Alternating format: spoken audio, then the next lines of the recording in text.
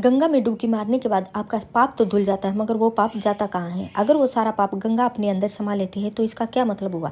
इसी के बारे में सोचते हुए किसी ने तपस्या शुरू कर दी। आखिर गंगा में धोया हुआ पाप जाता है तो जाता कहाँ? वे बिना कुछ खाए पिए कई दिनों तक तपस्या करते रहे, जिनकी कड़ी तपस्या से एक देवता प्रकट हुए, जिसके बाद उस ऋषि ने उनसे वही सवाल पूछा। देवता ने कहा, इसका जवाब तो मुझे भी नहीं पता है, इसलिए चलो हम सीधे गंगा मैया से ही पूछते हैं, इसका क्या जवाब है।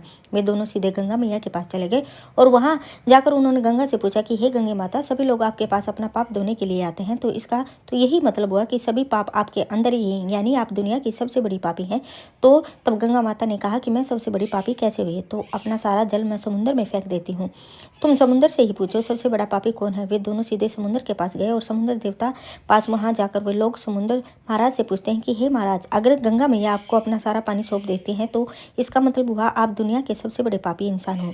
तब समुद्र महाराज कहते हैं कि मैं दुनिया का सबसे बड़ा पापी इंसान कैसे हुआ? मैं तो अपना सारा आसमान की तरफ भेज देता हूँ।